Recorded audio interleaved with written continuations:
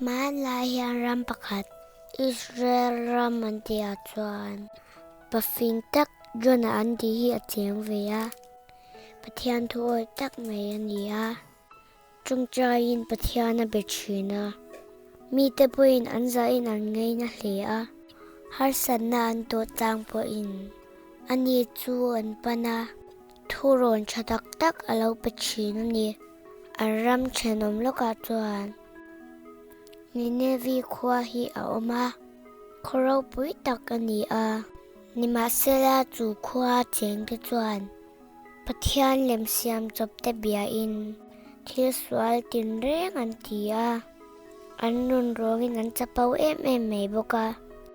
chu wangin Pathian chu an chunga a thin urta an swal te an sim lo chuan shem atumani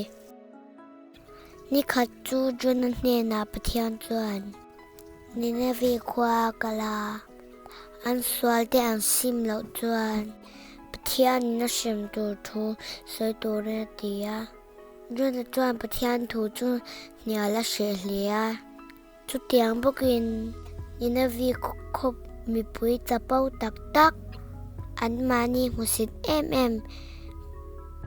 chin te hne na thu va sei chu she em a ma se Pathian thu chu nia ngam si lo ti chuan Ninevi khua kal tu chuan a in siam ta a she em awang chuan Ninevi a kal to lawin Tarsis lampan tur longa chuan a chuang ta dei me a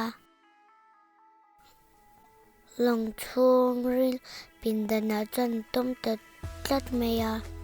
alo mu hilil ta a chutia a mu thehlan chuan khipui na tak alo tle a an longa te chuan tuilu na sa hle a apil me an hlawa wangin bungruk chen khat te chu tuya chuan an pe a longa chuang ve dang te chu an mangang em a an mani Pathian cheu an awa ma se tuifon chu an na sa tel tel mai si long hau tu chuan Jona mu hil chu azu muta a thaulai Pathian kau ro kan baural lo nan ati a Jona chuan tuifon na sa tak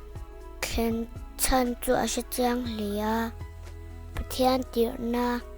tlan bo sana tum awanga thleng ani si a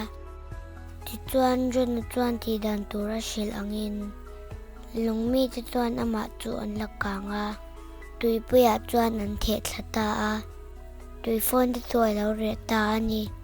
Jonan tuipui a thleng vela chuan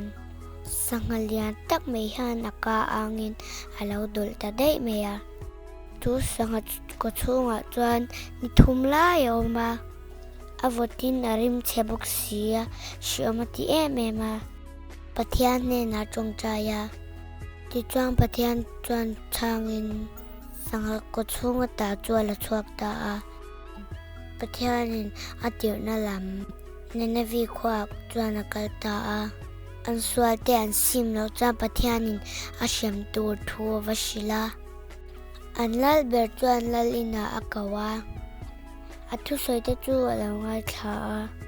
chuan a swal te a sima Pathian ne na chungchai ta a khomi pui te po chu tiang anga ti vek tu chuan a ti a ti chuan an vai chuan an chungchai a Pathian ne na ngei dam an di la Pathian chuan alo ngai dam ta ani kan channel te me lo la subscribe lo cha kan lo subscribe la chuan in lo like bok ne bye bye